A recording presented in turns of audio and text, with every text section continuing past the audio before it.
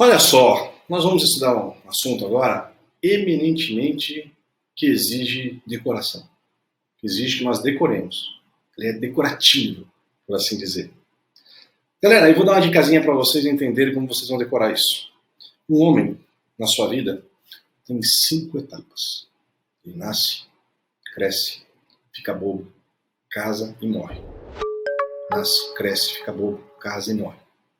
E nas 5 deverá haver o registro disso.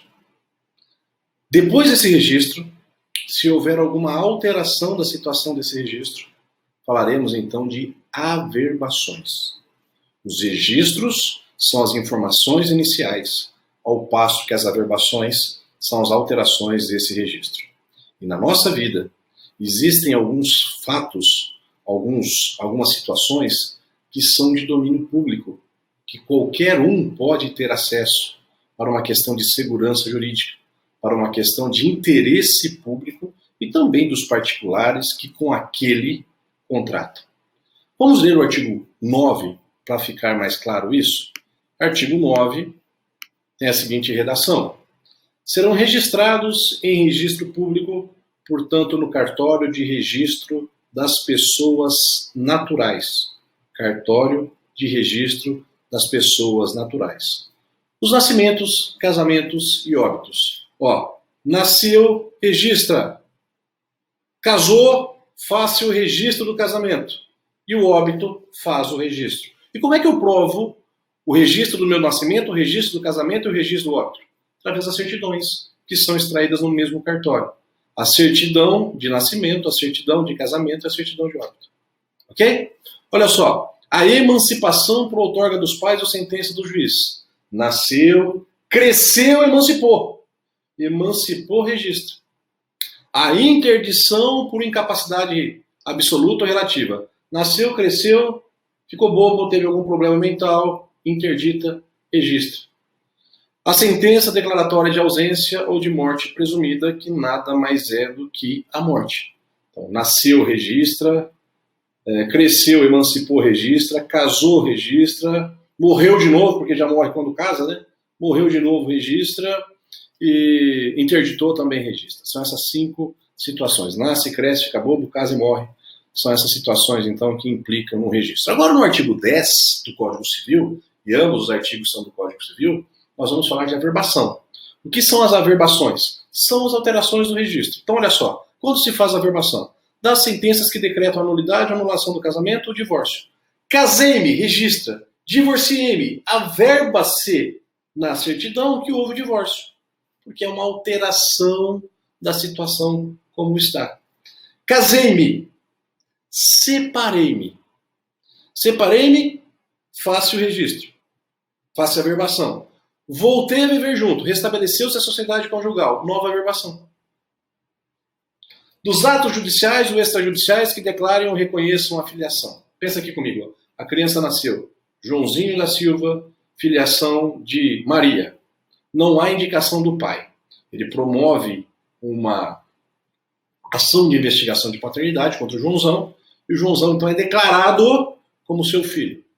Ora, ele quer mudar a paternidade na sua certidão de nascimento e também mudar o seu nome, para ser Joãozinho, com o mesmo nome do João agora, o sobrenome de família. Não vamos fazer um registro novo, o registro já existe. Nós vamos apenas averbar aquilo que já existe. Né? Então façamos aqui uma linha de raciocínio. Pensa comigo aqui. O indivíduo nasceu como João, está registrado como do sexo João, embora o seu gênero, com o decorrer do tempo, tenha se mostrado um gênero feminino. E ele pretende agora alterar o seu registro civil. E segundo o Supremo Tribunal Federal, hoje, você não precisa mais de nem ação judicial. Quando um transexual pretende, ou um intersexual, uma pessoa cujo sexo e gênero não combinem, se ela pretende fazer a alteração do seu nome, ela poderá fazê-lo bastando ir até o cartório. Então ela pede a alteração do nome. E essa alteração será registrada ou averbada? Resposta, averbada. E por que averbada? Porque o registro já existe. O registro já existe. Só haverá alteração do registro já existente. Beleza? Foque no artigo 9 e no artigo 10, deveremos decorá-lo.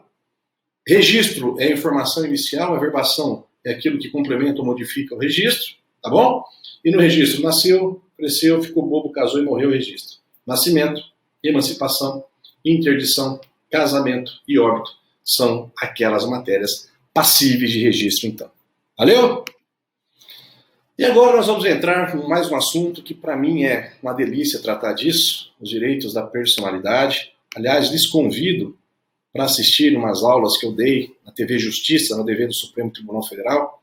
São 5 blocos de aula apenas sobre direitos da personalidade e bioética e biodireito. Se vocês procurarem no Google Gesualdo Júnior, direitos da personalidade e bioética, já encontrarão os vídeos, são 5 vídeos, 5 aulas. Depois tem um bate-papo lá com a galera, eu respondo algumas perguntas e uma entrevista sobre a minha formação profissional. Esses vídeos também estão disponibilizados na minha página de internet, basta no meu canal da internet, canal Professor Gesualdo Júnior. Se vocês entrarem lá tem muito sobre isso, né? De modo que é um assunto assim, que eu gosto pra caramba, é um assunto eminentemente de índole constitucional. A sua gênese, a sua origem, a sua fonte primeva é o direito constitucional.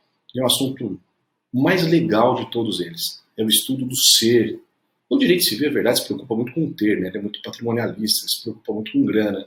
E aqui nós estamos falando, então, dos direitos do ser. Aquele indivíduo que tem direito a ser livre, a ter a sua intimidade preservada, a sua privacidade, a sua honra, o seu nome, a sua imagem. É disso que a gente vai falar agora. Dos direitos da personalidade. Porém, não confunda personalidade civil com direitos da personalidade. Ok? Quando nós angariamos a personalidade civil e angariamos ao nascer essa personalidade civil, então com a personalidade civil, ó, então aqui nós temos a personalidade civil. Ok? Personalidade civil. Com a personalidade civil, nós teremos vários tipos de direitos. Poderemos, então, ter vários tipos de direitos.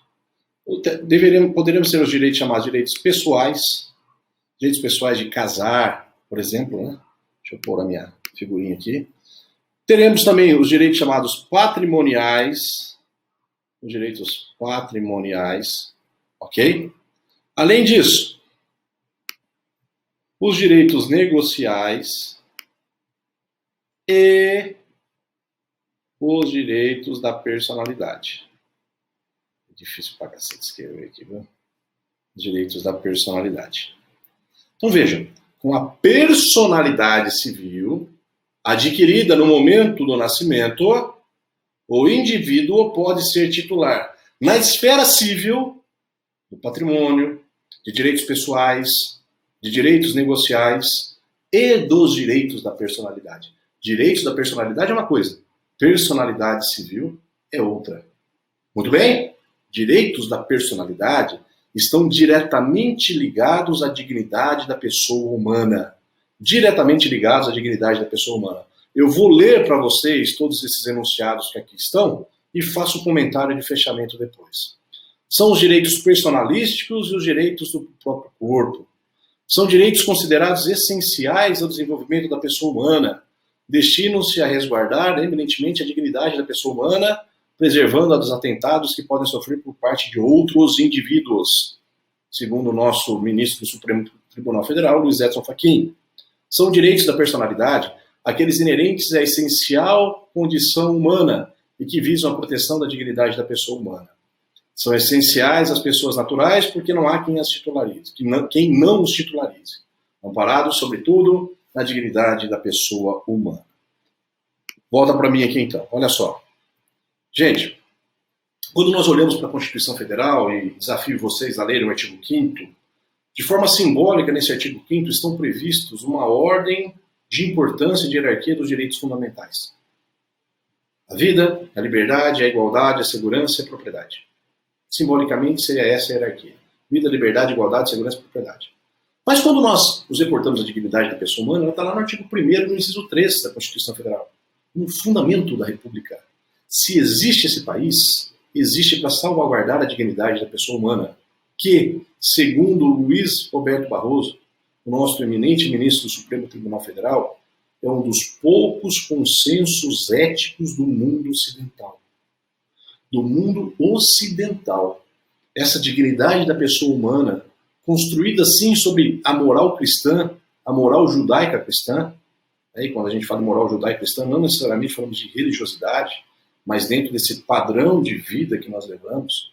Essa dignidade é a salvaguarda de todo mundo. É à luz da dignidade da pessoa humana que se reconheceu o casamento dos homossexuais. É à luz da dignidade da pessoa humana que se reconheceu os direitos dos transexuais. É à luz da dignidade da pessoa humana que se impõe algumas restrições à punição do Estado contra os seus presos, devendo o Estado salvaguardá-los em algumas situações. É à luz da dignidade da pessoa humana que nós alteramos cláusulas contratuais. Eu advogo muito para planos de saúde e, eventualmente, o plano de saúde veda algum atendimento com base no contrato. E o juiz, então, declara aquela cláusula contratual nula porque seria ofensiva à dignidade da pessoa humana. É um discurso onipresente a dignidade da pessoa humana, como fundamento da República, como construção kantiana, vem lá de Immanuel Kant. Kant tem uma frase célebre, ele diz assim: as coisas têm preço, as pessoas dignidade. As coisas têm preço, as pessoas dignidade. Então a dignidade está diretamente ligada ao mundo do ser, da pessoa, o íntimo. E a gente reconhece a dignidade, a gente sabe falar de dignidade, é um conceito muito europeizado, tanto é que alguns americanos têm uma certa resistência quanto ao conceito, mas não quanto à ideia. Enfim, é um discurso que está presente em todos os ramos do direito, como princípio maior, como vetor maior, como postulado maior. E é desta dignidade da pessoa humana que decorrem diretamente os direitos da personalidade. E o curioso é que a gente fala tanto de dignidade da pessoa humana, eu já escrevi aqui em alguns livros que eu tenho, assuntos em torno da dignidade da pessoa humana. Entretanto, o seu conceito é extremamente difícil, muito difícil. Eu costumo comparar a dignidade da pessoa humana ao amor. E perdão pela pieguice. Quando a gente ama, a gente sente friozinho na barriga, sente aquela vontade de estar junto, ver passarinho em todos os lados, né? Ver borboletas, somos felizes, mas tudo isso é sintoma do amor e não necessariamente amor. Tente descrever uma folha de um papel ou digitando em seu computador o que é o amor. Ninguém consegue ter um conceito unívoco. Assim também a dignidade da pessoa humana. A dignidade da pessoa humana é sua moral, é sua honra, é sua intimidade? Sim, mas tudo isso é sintoma da dignidade da pessoa humana. E Václav Havel, um jurista que foi inclusive presidente da República Tcheca, ele disse o seguinte: de resto, nem é importante nós termos um conceito de dignidade da pessoa humana, porque ela é muito mais sensível do que conceituável. Nós entendemos a dignidade, principalmente quando a nossa é violada. Principalmente numa relação de consumo, quando você é maltratado no estabelecimento. Quando você compra uma garrafa de refrigerante que boia um bicho dentro. Todo esse asco, toda essa humilhação, a situação vexatória que você é acometida pelo seu patrão, todo aquele acoso sexual que o seu patrão desenvolve sobre você, moça, ou sobre você, rapaz, tudo isso é feridor da dignidade da pessoa humana. E da onde decorre diretamente a figura dos danos morais. Quando falamos de danos morais, estamos pensando diretamente na reparação dos direitos da personalidade de alguém. Estamos falando diretamente da reparação daqueles direitos que são muito mais inerentes ao ser do que ao ter. Na medida em que quando nós violamos o patrimônio de alguém, patrimônio físico de alguém, né, patrimônio econômico de alguém, aí falaremos de danos materiais propriamente dito. Portanto, todo o discurso que nós travaremos da dignidade da pessoa humana e o faremos na sequência, todo ele advém do discurso da dignidade da pessoa humana. Vale a pena vocês darem uma olhada em alguns conceitos, e se quiserem um estudo mais aprofundado, recomendo vocês a procurarem no Google um artigo do Luiz Roberto Barroso, chamado Dignidade da Pessoa Humana, em alguma coisa lá. Eu cito muito esse artigo, em várias passagens, em livros, em textos, porque é um artigo que condensa bem tudo aquilo que eu estou falando. Aliás, o que eu estou falando decorre diretamente das lições aprendidas com esse artigo. Fechou? Na sequência, vamos falar de outros assuntos inerentes à dignidade da pessoa humana. Fique aí conosco. E aí, galera, olha só, no bloco passado, nós falamos sobre a dignidade da pessoa humana, esse princípio mor, esse centro do nosso universo jurídico, esse fundamento da República esculpido diretamente na Constituição Federal. Pois bem, nós falávamos que os direitos da personalidade decorrem diretamente dessa dignidade da pessoa humana. Esses direitos da personalidade que estão alocados dos artigos 11 ao artigo 20 do Código Civil. E agora nós vamos adentrar mais especificamente sobre esses direitos da personalidade, tratando de um assunto muito curioso que diz respeito à titularidade. Quem é titular dos direitos da personalidade? Ora, quando nós pensamos em dignidade da pessoa humana, logo parece crer que estamos falando de pessoa natural, e por extensão ficariam excluídas as pessoas jurídicas. Entretanto, quando nós pensamos nos direitos da personalidade, nós temos que levar em consideração a regra do artigo 52 do Código Civil. Vamos vê-lo? Acompanhem comigo aqui. Artigo 52. Aplica-se às pessoas jurídicas, vírgula, no que couber, vírgula, a proteção dos direitos da personalidade. Portanto, quem são os titulares dos direitos da personalidade? O ser humano, por excelência, ele é o primeiro destinatário desses direitos da personalidade, e as pessoas jurídicas, eventualmente, naquilo que couber às pessoas jurídicas. Por exemplo, as pessoas jurídicas não têm direito à vida biológica. As pessoas jurídicas não têm direito de ir e vir, elas não se locomovem. As pessoas jurídicas não têm direitos do próprio corpo, mas elas têm direitos da intimidade. O seu sigilo bancário, o seu sigilo fiscal não podem ser devassados indevidamente. Também tem direito da imagem, a chamada imagem atributo. Portanto, naquilo que couber, os direitos da personalidade se aplicam às pessoas jurídicas. Tanto assim que essa súmula, que agora eu lhes invoco, a súmula 227 do Superior Tribunal de Justiça, tem a seguinte redação: a pessoa jurídica pode sofrer dano moral.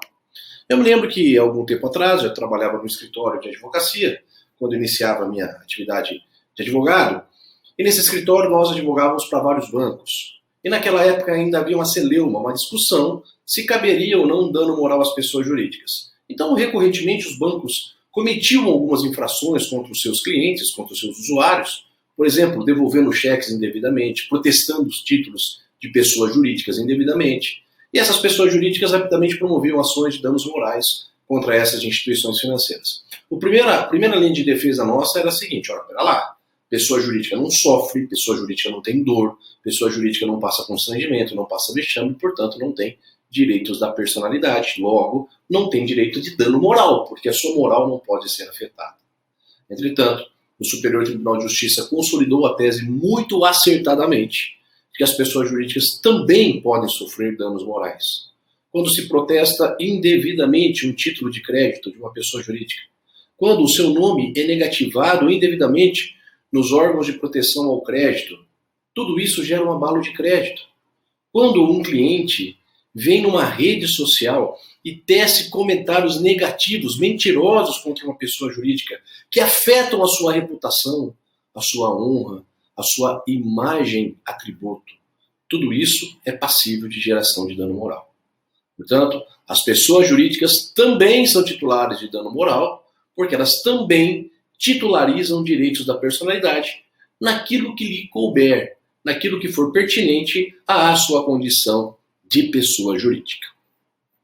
Na sequência, trataremos das características desses direitos da personalidade. É um estudo que também merece detida atenção, haja vista que o artigo 11 do Código Civil, que menciona algumas características, as menciona parcialmente. Há outras características dos direitos da personalidade que devem ser tratados. O artigo 11 tem a seguinte redação, artigo 11 do Código Civil: com exceção dos casos previstos em lei. Quer dizer, se houver uma previsão expressa, os direitos da personalidade são intransmissíveis e irrenunciáveis, não podendo o seu exercício sofrer limitação voluntária. Portanto, no primeiro momento, o que se diz é que se os direitos de personalidade são atributos da dignidade da pessoa humana, isso não pode ser transmitido a outrem, a titularização é personalíssima, é irrenunciável, dele não posso abrir mão, portanto, desse direito de personalidade não poderia abrir mão, e o seu exercício não poderia sofrer limitação voluntária. E aqui já me coloco numa questão. Ora, quando uma mulher posa para uma revista nua, ela não está abrindo mão da sua imagem retrato e também da sua intimidade? Quando um homem faz um filme de pornografia, de sexo explícito, o mesmo não acontece? Quando alguém estampa a capa de uma revista, não está abrindo mão do seu direito de imagem. Quando alguém, por exemplo, participa no Big Brother Brasil, não abre mão da sua intimidade, da sua privacidade, do seu direito de ir e vir, da sua imagem e muitas vezes da sua honra e da sua reputação, na medida em que saem de lá estigmatizados? Em todas essas circunstâncias, haveria ferimento aos direitos da personalidade, na medida em que o artigo 11 nos trouxe: não podem esses direitos sofrer limitação voluntária, quer dizer, não posso impor a mim mesmo limitação e negociação de alguns direitos? Conquanto a redação parece clara, a interpretação é outra, e vamos na sequência. Quando, por exemplo, falamos que os direitos da personalidade eles são absolutos, não significa dizer que esses direitos não contemplam restrição. Todos os direitos não podem ser exercidos de forma absoluta. Todos os direitos que nós temos no nosso arcabouço jurídico, todos eles são passíveis de restrição. O ministro Alexandre de Moraes, na sua obra de Direito Constitucional, ele tem uma frase muito coerente. Ele diz que os direitos da personalidade, por extensão, os direitos fundamentais, não podem ser escudos para práticas abusivas. Sob o argumento da liberdade, não posso, por exemplo, vender drogas. Sob o argumento da liberdade de manifestação de pensamento, não posso tecer comentários de ódio, comentários raciais, o famigerado hate speech. Quando se fala que os direitos da personalidade são absolutos, eles são absolutos na medida que são extensíveis a todos. São erga omnes. Qualquer pessoa natural tem direito da personalidade. E no que couber, as pessoas jurídicas também terão esses direitos da personalidade. Portanto, os direitos da personalidade são absolutos na medida em que todos os têm, mas não são absolutos quanto ao seu exercício, haja vista que podem sofrer limitações pontuais. Os direitos da personalidade também são generalizados, são extensíveis a todo tipo de pessoa, sem limitação de etnia, de classe social. No Brasil não existe essa restrição, como existe em algumas outras culturas. Por exemplo, na Arábia Saudita, as mulheres são privadas de vários direitos. Na Índia, ainda que a Constituição indiana repila isso, ainda que não se pretenda mais no meio jurídico a existência de castas, a convivência social ainda impõe algumas castas, os chamados párias, que estão excluídos de vários direitos extensíveis a outras camadas da população. Existia também, num período não muito distante, o chamado apartheid na África do Sul, em que alguns direitos eram previstos apenas para os brancos e os negros absolutamente desprovidos disso. O apartheid durou até 1994, é logo ali na história, né? Aqui no Brasil não. Esses direitos, como de resto deveriam ser, são direitos naturais e generalizados, extensíveis a todos. São também direitos vitalícios, nós não os perdemos e por isso eles são imprescritíveis. Não se perdem com o tempo. Nas minhas provas de direito, da parte geral de direito civil na graduação, eu costumo fazer a seguinte pergunta: a moral é imprescritível, mas a ação de danos morais prescreve. Essa afirmação está correta? Eu diria sim, ela está correta. E preste atenção aqui. Nós, pouco importa a idade que tenhamos, sempre titularizaremos os direitos da personalidade. Sempre os teremos. Sempre os teremos. Se eu tiver 70 anos, 80, 90, 100 anos, todos os mesmos direitos da personalidade, mas alguns, na medida em que o Estatuto do Idoso determina que o envelhecimento já é por si só um direito da personalidade. Portanto, todos os direitos da personalidade me pertencem e com o passar do tempo, talvez outros ainda nos sejam agregados. Nós não os perderemos. Mas, uma vez violados os direitos da personalidade, nasce o direito de pleitear indenização por dano moral e eventualmente até por dano material. E talvez até por dano estético, se o direito da personalidade for a incolumidade física. E isso tem prazo. No ano de 2000, eu fui ofendido na minha honra, fui ofendido na minha moral, fui ofendido na minha imagem e atributo. Posso pedir indenização de dano moral a partir daquela data, logo prescrevendo em 2003.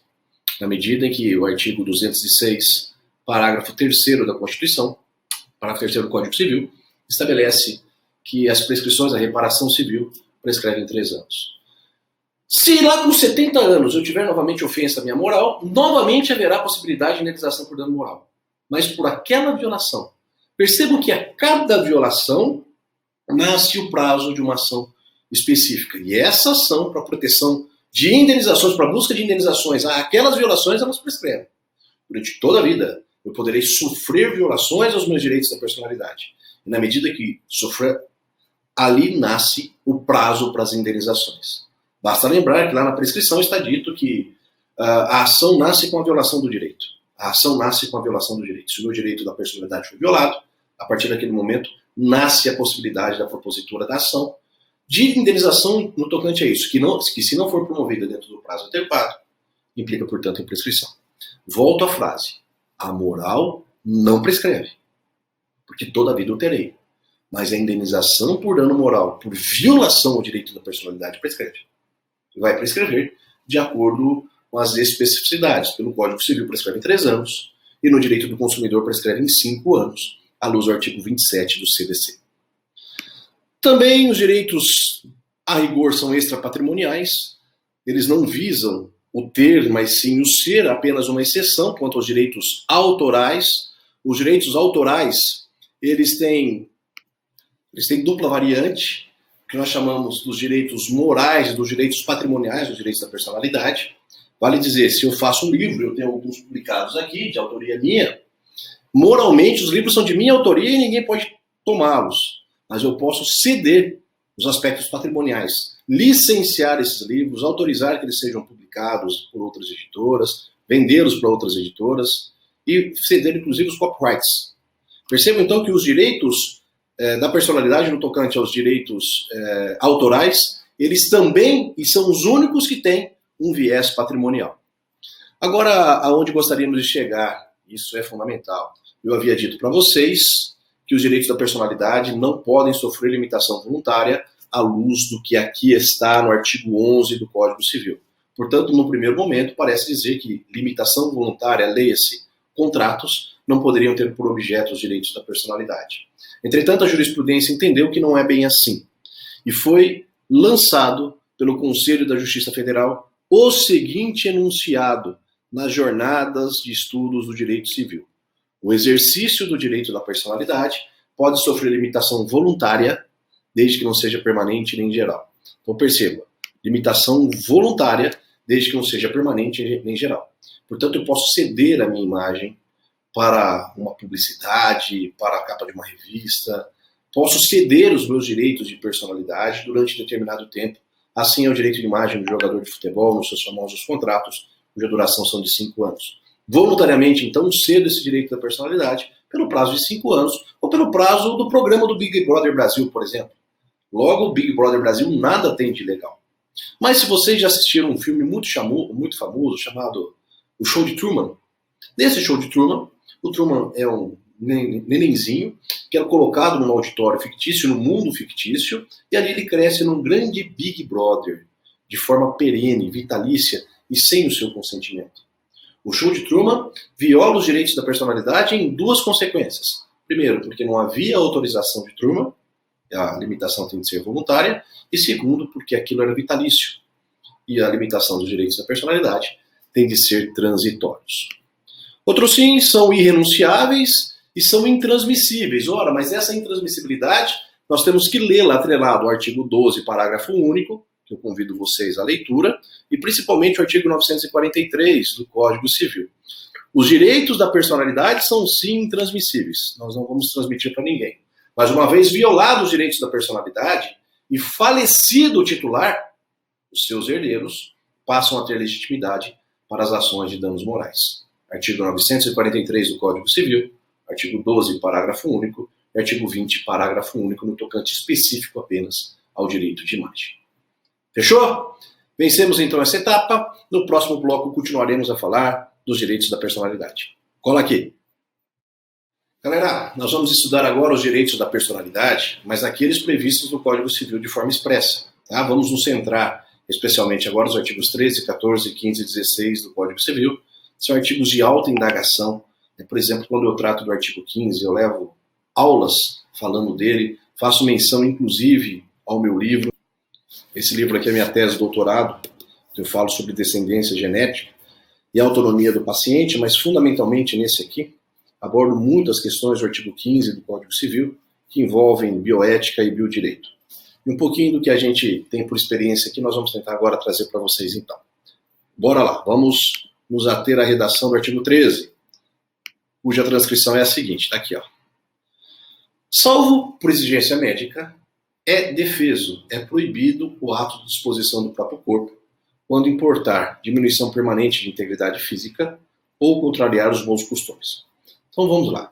A não ser que haja uma necessidade médica, é proibido que nós dilaceremos o nosso corpo, que nós cortemos parte do nosso corpo, quando importar em diminuição permanente e contrariar os bons costumes. Claro, posso cortar cabelo, posso cortar unha, posso cortar os pelos do corpo, mas não posso cortar, por exemplo, um dedo, não posso cortar um braço, sobretudo quando isso implicar em fraudes securitárias, né? Muito comum pessoas cortarem parte dos seus membros, por absurdo que possa parecer, eu já tive 2 casos desses, tão somente para a busca de seguro previsto, indenizações previstas nas apólices securitárias.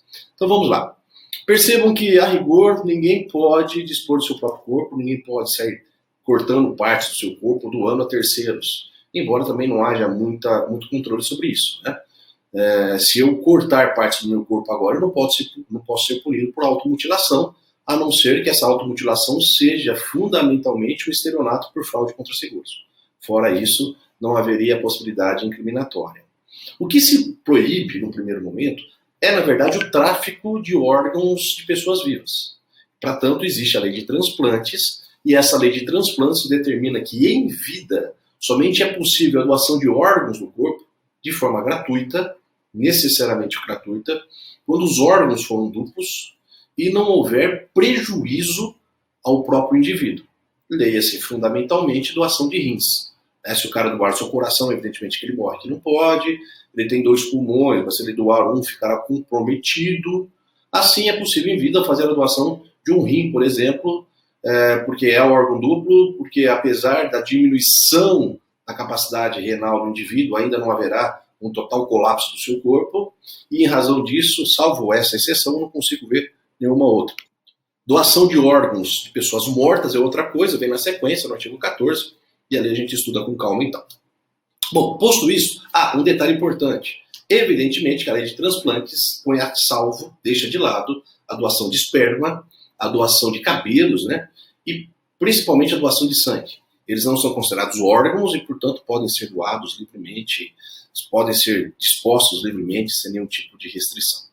Então, a rigor, eu não posso fazer nenhum tipo de cirurgia que implique retiradas de meus membros, a não ser que seja por exigência médica. Vou retirar parte da minha mão porque tem um tumor, vou retirar parte do meu peito porque tem um tumor, e aí, evidentemente, é uma exigência médica que impõe esta conduta. Durante muito tempo também, por conta desse artigo 13, por conta dessa situação, falava-se que os transexuais não poderiam retirar a parte do seu corpo. Por exemplo, aquele homem que sentia uma mulher não poderia fazer a ablação da genitália, porque isso implicaria em perda permanente do seu membro. Os médicos eram proibidos de fazê-lo. Veio o Código Civil, então, e disse, mas por exigência médica é possível se houver um problema médico. E entendeu-se que o transexualismo era uma doença mental, e isso foi até bem pouco tempo atrás.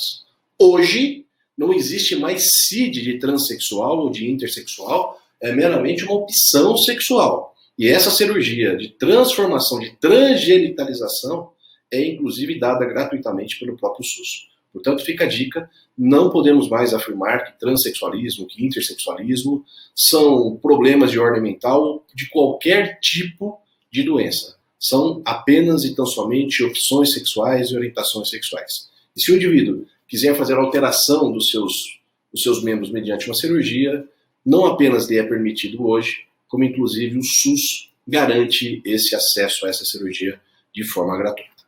Diferente é o caso do artigo 14. Vamos lê-lo?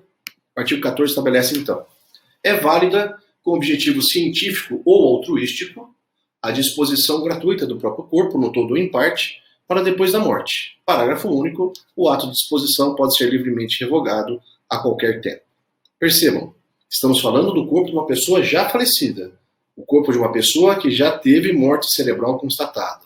E é válido, com objetivo científico. Doarei o meu corpo para um estudo num hospital, para o estudo num laboratório, para que eles possam entender a minha doença, que era muito rara.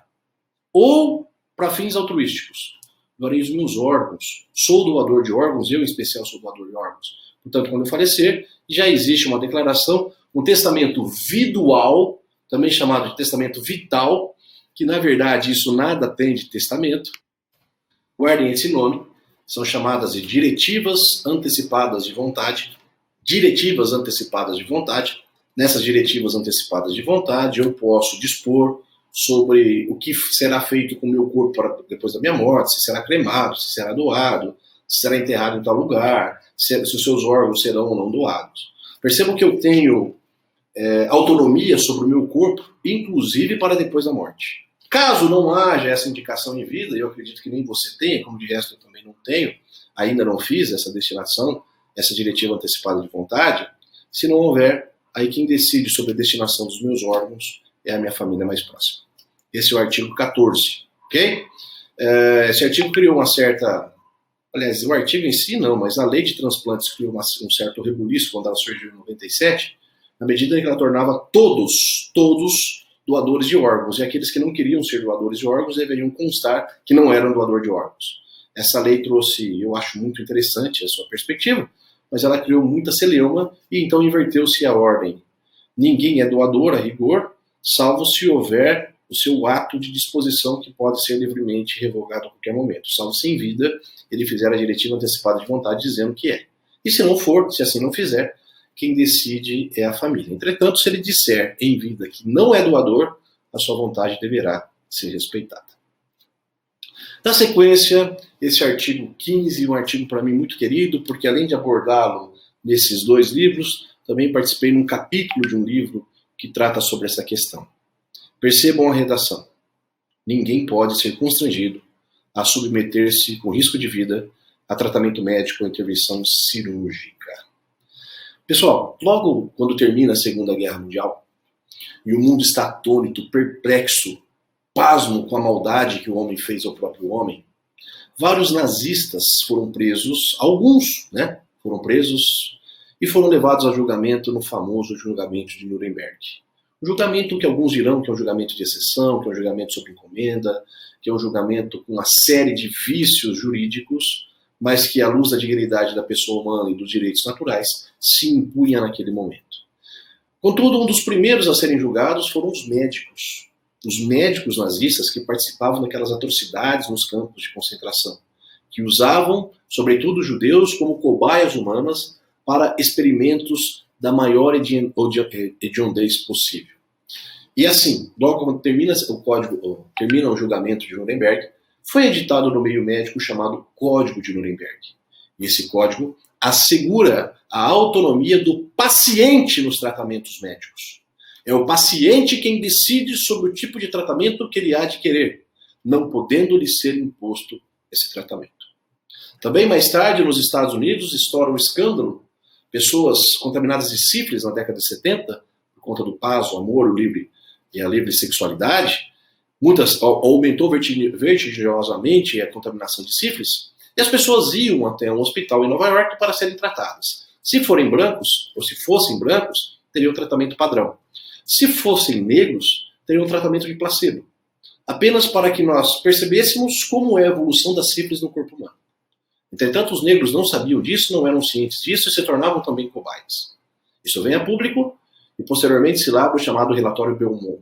E reafirma-se que todo o tratamento médico tem que ser indicado ao paciente, esclarecido ao paciente, e ele há de decidir qual é o tratamento médico que melhor lhe aprouver. Portanto, numa relação médico-paciente, quem decide sobre o tipo de tratamento é o paciente. Isso é reverberado pelo Marco Segre, que já foi reitor da USP, da Faculdade de Medicina. Isso é reverberado pelos grandes juristas, isso é reverberado em convenções internacionais, na Declaração Internacional da Bioética e do Biodireito, na lei do SUS, aqui no estado de São Paulo, por exemplo. Hoje isso é pacificado. Quando o médico se sente desconfortável, na medida em que informou ao paciente qual é o tratamento adequado, o paciente se recusa, e aqui pouco importa o tipo de recusa, quer seja uma recusa de transfusão de sangue por ser um indivíduo uma testemunha de Jeová, ou quer seja a recusa de alguém que está com câncer, que não quer mais ficar no hospital, se submetendo à quimioterapia, à radioterapia. Ou ainda alguém que não quer tomar determinado tipo de remédio. Ou ainda alguém que não quer submeter a um tratamento, por mais simples que seja. Há um exemplo muito gritante disso. Diz a lenda que o Bob Marley teve um câncer no dedinho, e por ser da religião Rastafari, foi-lhe sugerido, se você amputar o dedo, beleza. Mas ele disse, não vou amputar o dedo, porque minha religião não permite.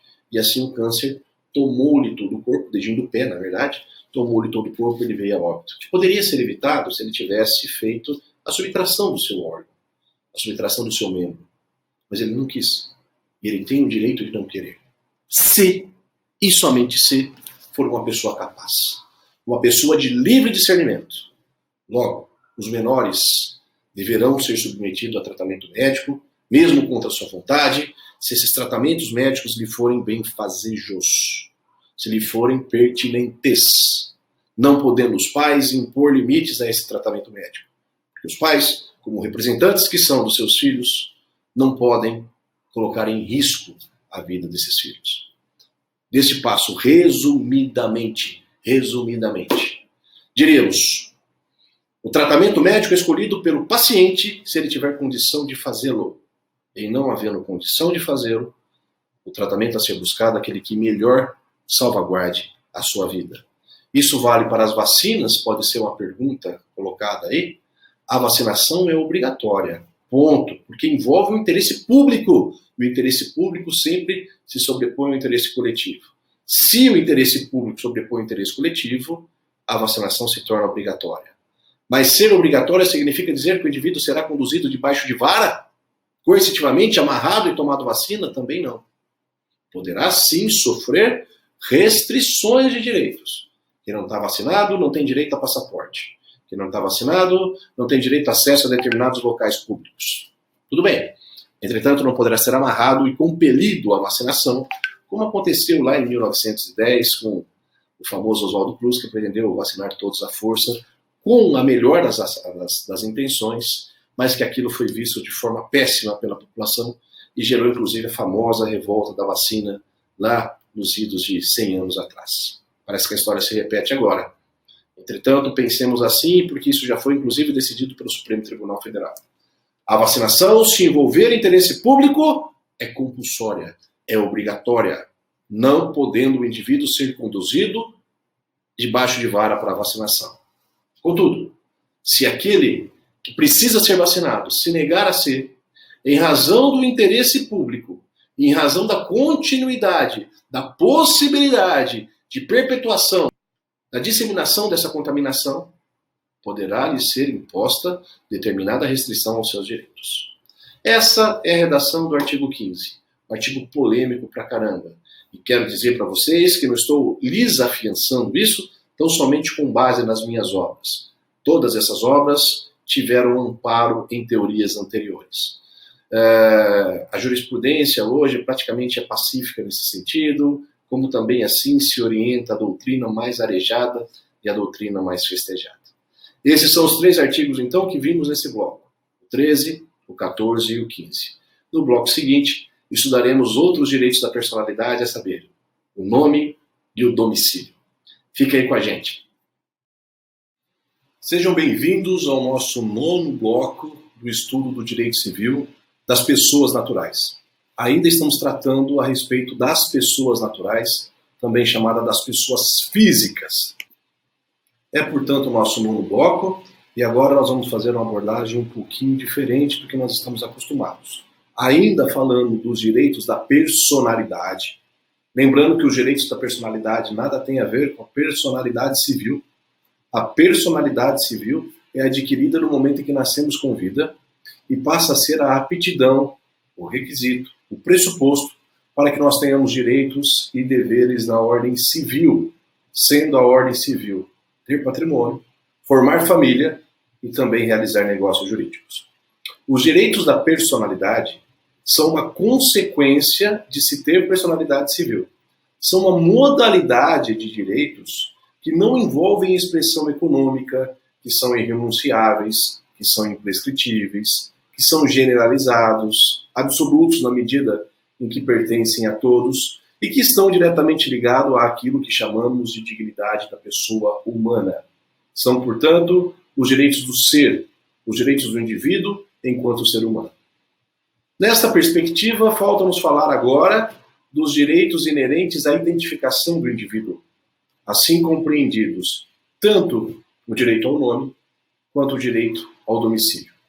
É verdade, as pessoas podem ser identificadas também pelo seu endereço, que é o seu domicílio, pela sua nacionalidade, pela sua naturalidade, mas o Código Civil se preocupa apenas com esses dois atributos. Ainda durante os direitos da personalidade, usa de 3 artigos para falar do direito ao nome.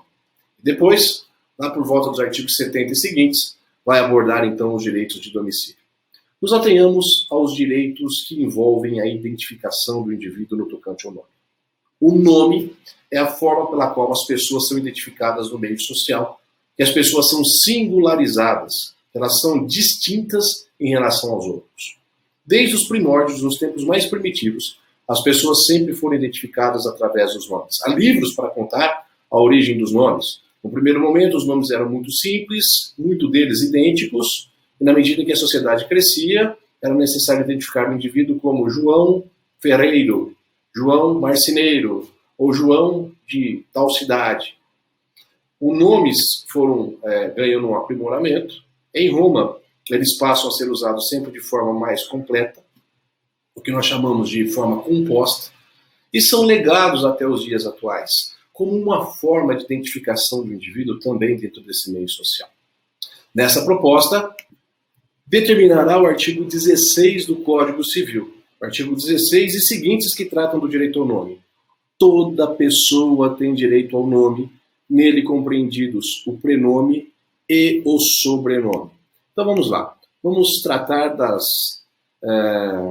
das etapas do nome e dos elementos do nome. O nome é a expressão completa de identificação do indivíduo. Por exemplo, o meu nome é Gesualdo Eduardo de Almeida Júnior. Este é o meu nome, a expressão completa. Compreendido aqui o prenome, que é o primeiro nome. O seu primeiro nome é chamado de prenome. Portanto, quando você chega na balada e alguém pergunta assim, qual é o seu nome? O correto seria que você dissesse o nome completo, mas ninguém é babaca a esse ponto. E lá fora, a galera entende que o nome é o equivalente a prenome. Nós aqui não podemos errar. O prenome é, portanto, o primeiro nome, no meu caso, por exemplo, Gesualdo.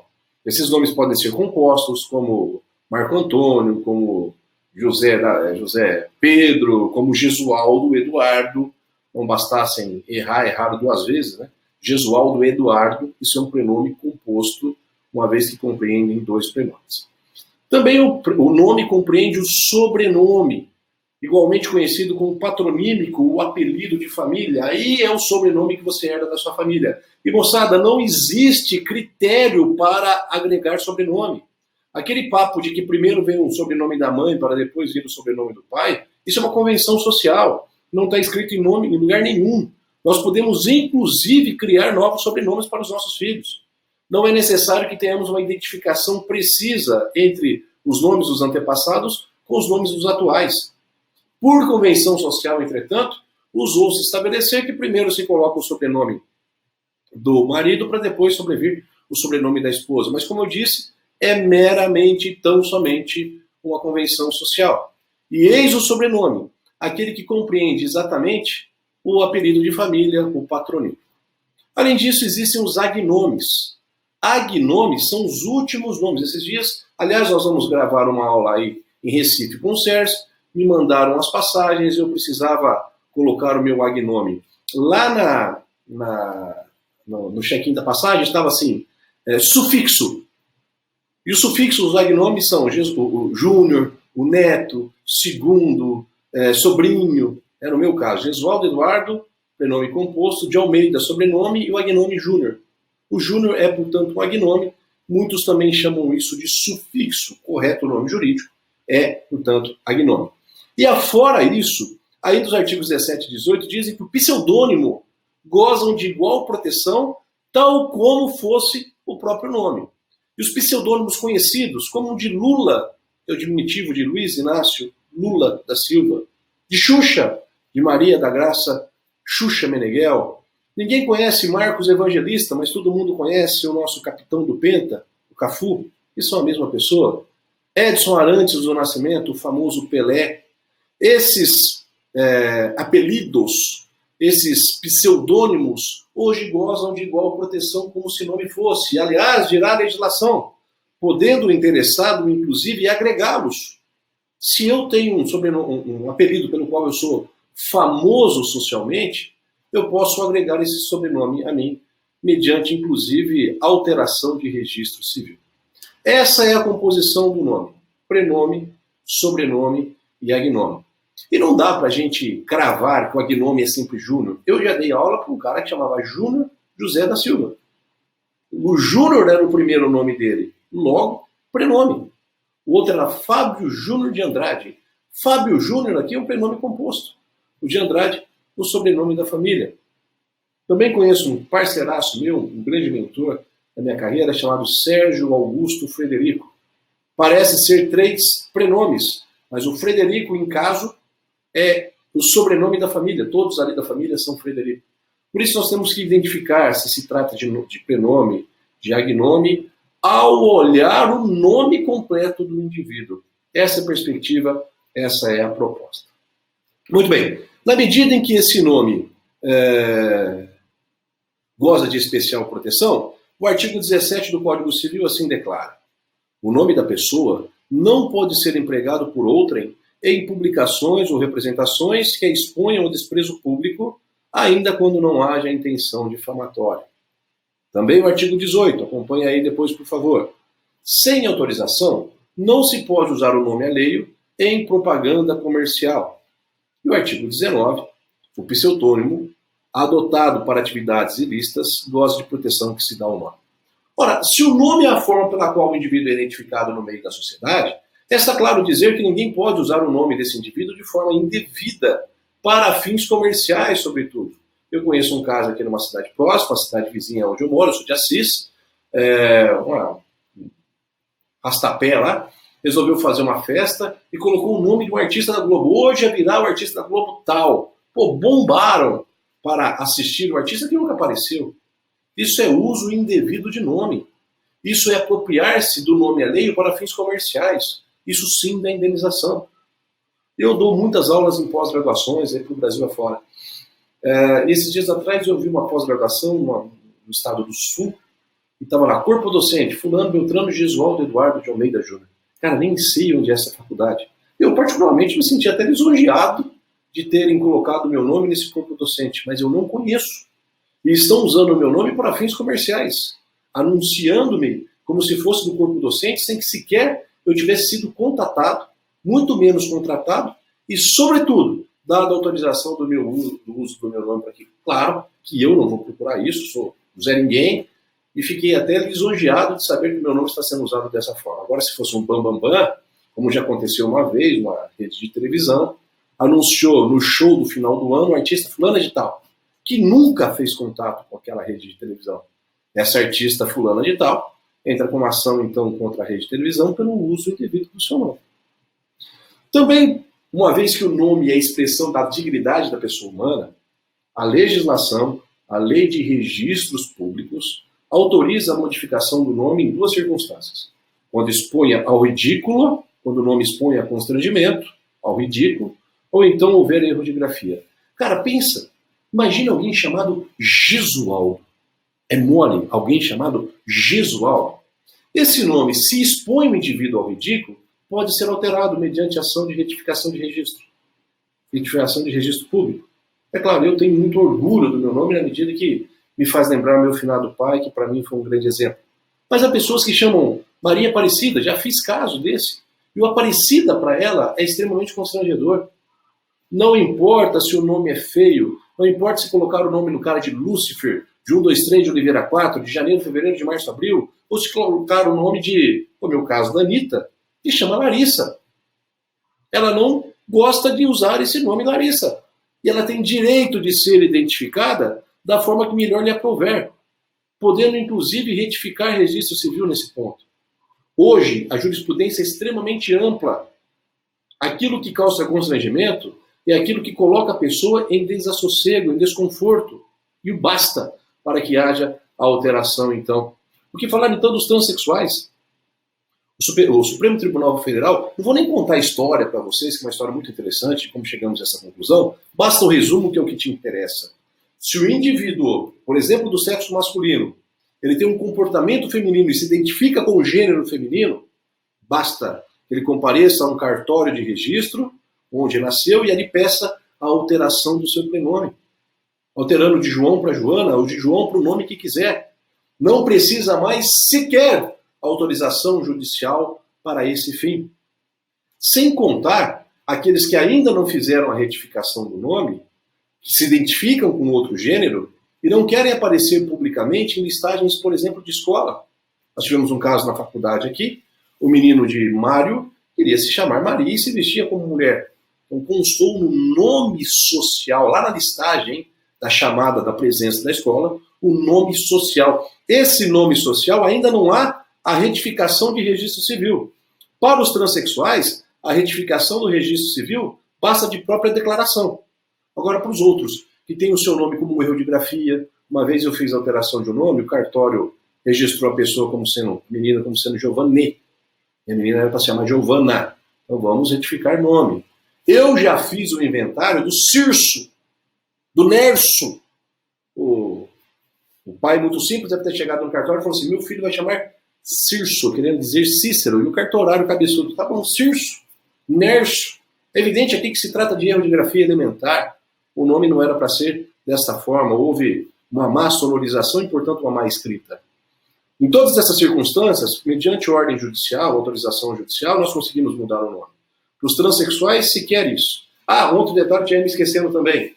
Aqueles que têm um padrasto com o qual se identificam podem alterar o nome mediante autorização judicial para incluir no seu sobrenome o nome do padrasto.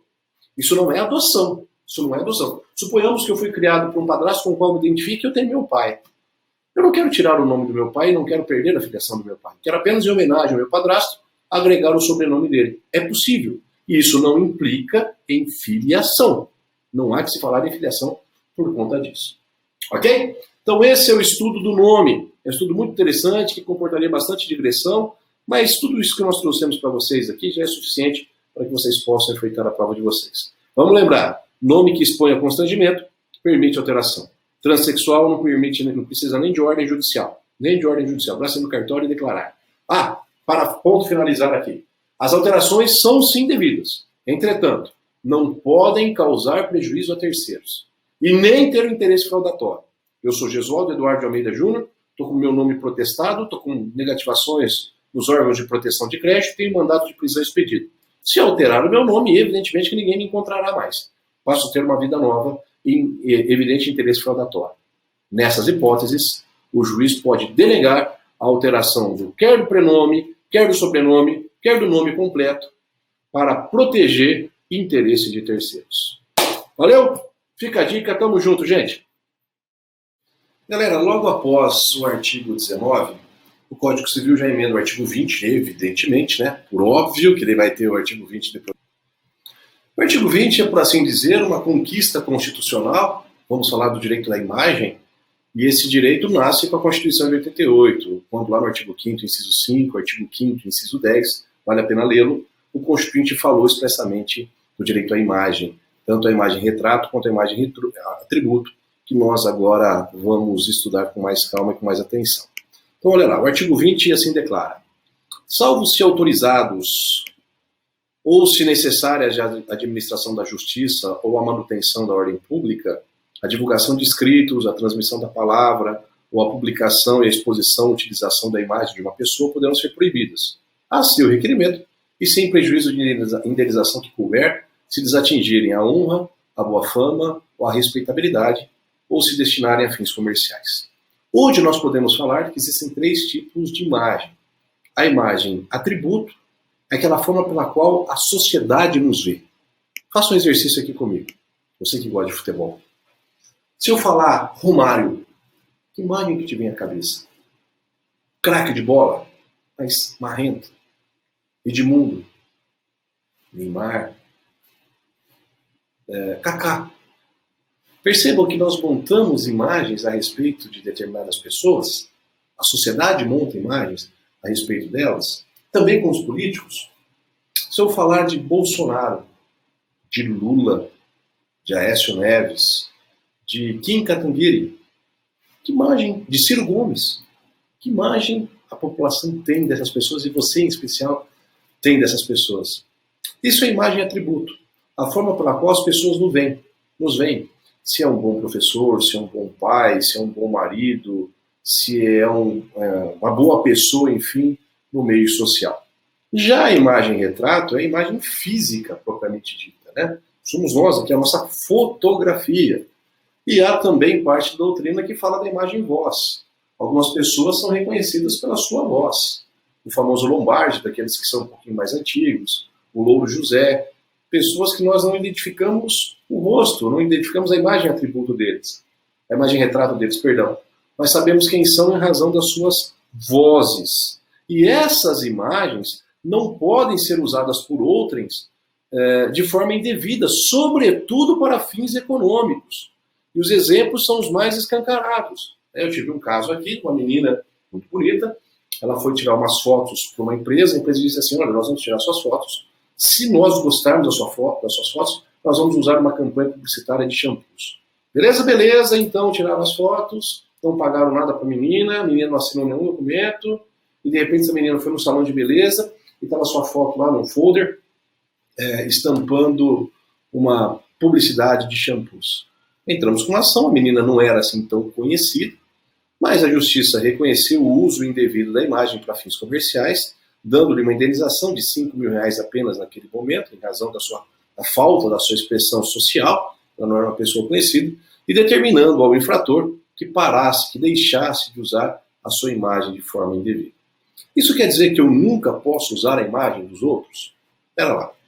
Não é verdade que os jornais a todo dia estampam a foto do Bolsonaro, estampam a foto do Lula, estampam a foto de um jogador de futebol? Isso não seria irregular? Resposta não. Quando os fins são jornalísticos, informativos, quando os fins decorrem da manifestação da opinião de alguém, é evidente que nós podemos usar a imagem de outros.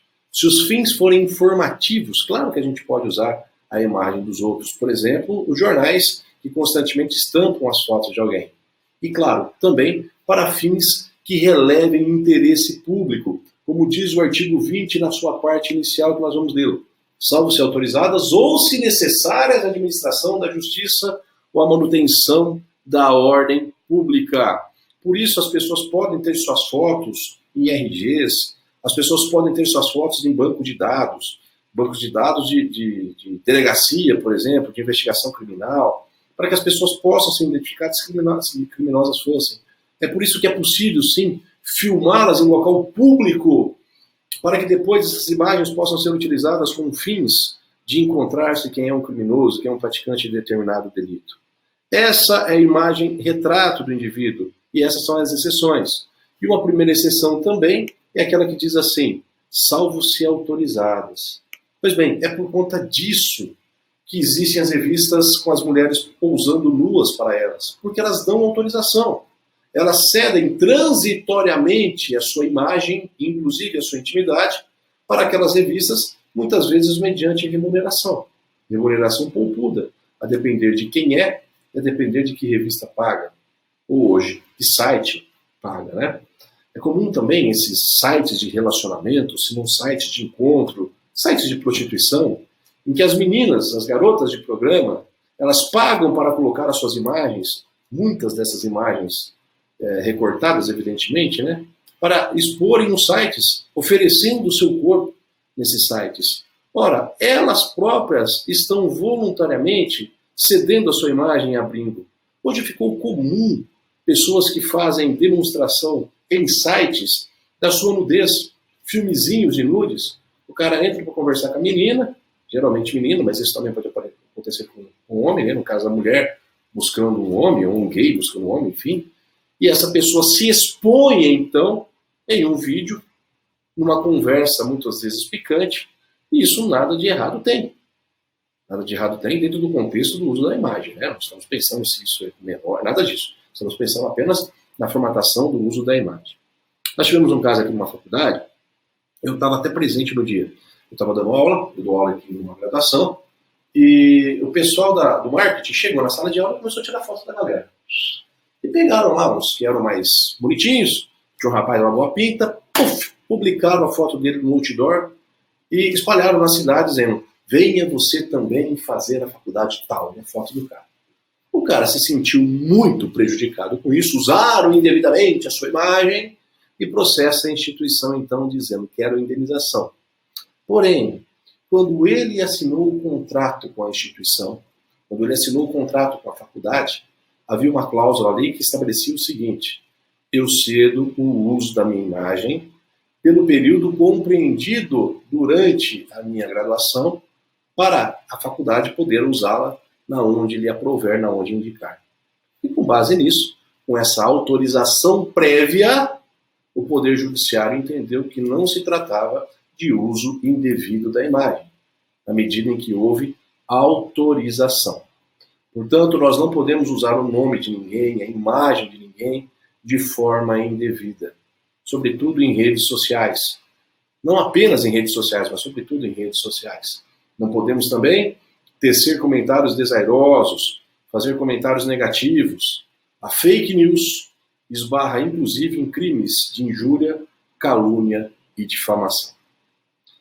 Pessoal, posto isso, falta falar apenas de 2 direitos da personalidade que não estão compreendidos no Código Civil, mas que são muito cobrados nas provas e nos concursos.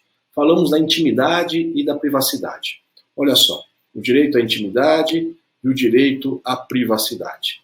O artigo 21 diz assim: a vida privada da pessoa natural é inviolável e o juiz, a requerimento do interessado, adotará as providências necessárias para impedir ou fazer cessar o ato contrário a esta norma. Vejam, segundo Robert Alexy, nós temos 3 centros da nossa vida.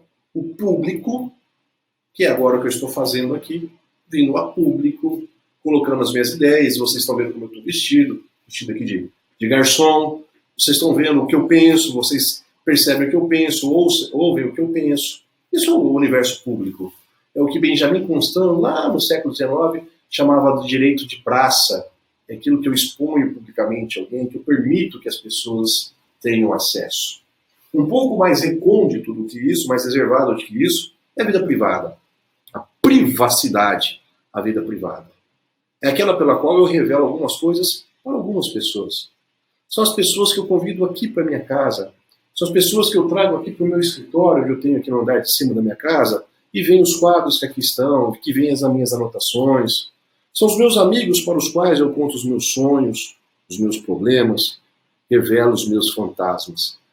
Essa é a vida privada. E mais reservada do que ela ainda, está a vida íntima, também chamada de intimidade. Sabe por que você usa uma peça íntima?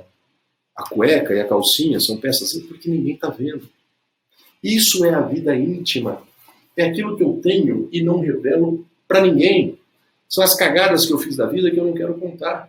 São as frustrações que eu tenho e que tenho vergonha de torná-la privada ou mesmo e, sobretudo, pública. E tanto a intimidade quanto a privacidade não podem ser violadas. Não devem ser violadas. E um dos primeiros livros que eu publiquei, esse livro chamava Efeitos Pessoais entre Cônjuges e Companheiros, o novo Código Civil, lá de 2005, tem muita vergonha de algumas porcarias lá que eu pus. Eu alegava que existe direito da intimidade, inclusive no tocante aos cônjuges. Se eu disser assim para o meu cônjuge, e lembrem, é sempre o meu cônjuge, a expressão invariável de gênero, hein? Não existe a cônjuge, é sempre o cônjuge. Se eu disser para o meu cônjuge, não mexa nessa gaveta, eu tenho direito a dar isso. Claro, na teoria, né? Amanhã ela vai arrebentar a gaveta para ver o que tem dentro. Mas na teoria eu tenho direito de intimidade, inclusive invocada contra o meu cônjuge. E principalmente invocado perante o Estado, invocado perante os outros particulares. É por isso que ninguém pode saber o que existe no meu saldo bancário e meu extrato bancário. É por isso que ninguém vai saber qual é a minha declaração de imposto de renda, porque isso é íntimo. E de resto, como todo direito da personalidade, por extensão, como todo direito fundamental, ele não é absoluto no sentido de não comportar exceções. Tanto a imagem, quanto a intimidade, quanto a vida privada, quanto o nome, podem e eventualmente devem ser relativizados ante interesses maiores, inclusive interesses públicos, sobretudo interesses públicos. Por isso, numa ação judicial, onde se discuta, por exemplo, alimentos, em que o credor queira buscar qual é a renda do devedor, o juiz pode quebrar o sigilo bancário e trazer aos autos cópia dos extratos bancários, cópia da declaração de imposto de renda. O mesmo se diga numa investigação criminal, em que, em se tratando inclusive de crimes punidos com reclusão, o juiz pode determinar inclusive a interceptação telefônica e a escuta telefônica, para saber o que as pessoas estão conversando, para furar a sua privacidade. Nesse contexto, gente, todos os direitos da personalidade, todos eles, são direitos salvaguardados. É a diferença, já dita aqui para vocês, né? O direito é da personalidade quando eu me invoco perante você particular. Você tem direito, aliás, você tem o dever de respeitar a minha intimidade e a minha privacidade.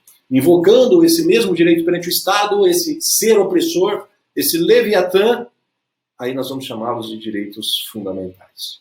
Em qualquer circunstância, eles são absolutos porque extensíveis a todos.